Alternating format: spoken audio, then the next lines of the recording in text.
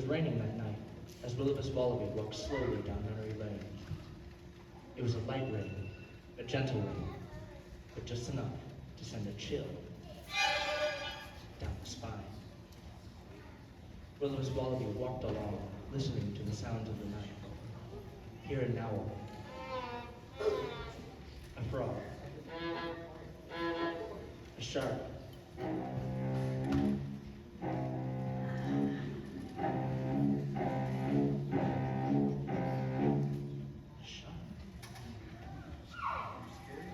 far, far away, the sound of a lonely violinist practicing scales.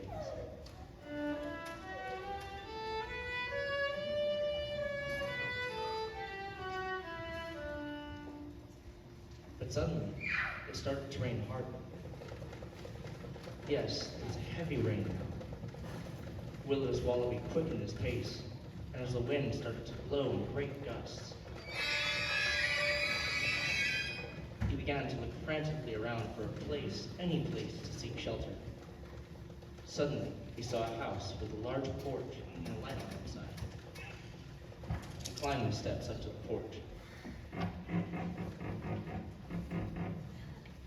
Finally, shelter from the rain.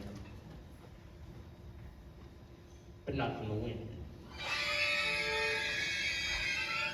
That wind, that cruel, harsh wind, it seemed to rip away at his clothing as if it had chosen him, Willoughby's Wallaby, as its victim. Willoughby's Wallaby's heart started to beat faster. He knocked on the door.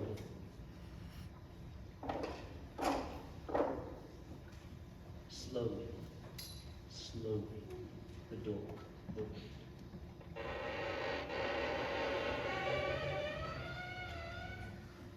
But no one was there. Wait, someone was there. Willoughby's Wallaby looked down, and there, standing before him, was a single, solitary, ghostly white kitty. The kitty approached him.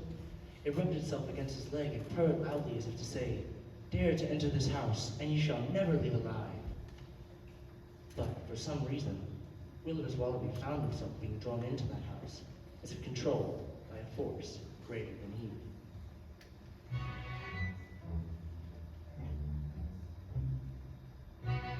Willoughby's Wallaby entered the house. He found himself being drawn from room to room, as if guided by a ghostly presence that he could neither see nor feel. He entered a sort of library. There was a heavy, musty smell in the room. He heard the sound of scuttling rats.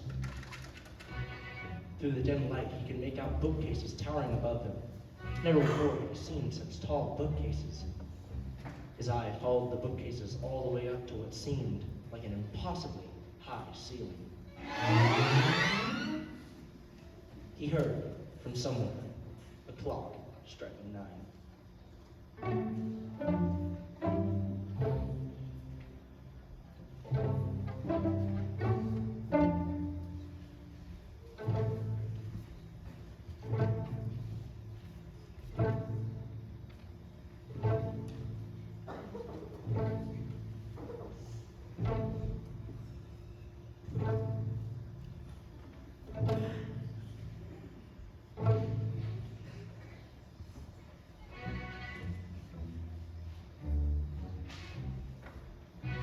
He felt himself being drawn into the kitchen. There were those scuttling rats again. And then he saw it. On the table, sitting right there on the table, just inches away from him. Oh, it was too horrible to picture, yet picture it we must. Yes, sitting right there on the table, on a flowery china plate, was a cupcake. And on top of that cupcake was sickly looking orange frosting. And on top of that, a jelly bean. And it was, could it be? Yes, the jelly bean was licorice. The sheer horror of this sight was enough to shock him back into consciousness.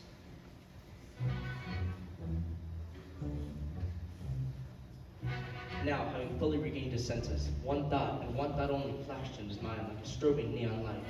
Escape. Will-o-vis Wallaby bolted out of the room, down the corridor, through yet more rooms, another corridor, doors bursting open as he flew like a rocket through the house. He arrived at the front entryway, but standing before him again was recurring Kitty. However, Kitty was no match for his friends, and he sped towards that front door. Oh, wait. Kitty was a match. The kitty ate him.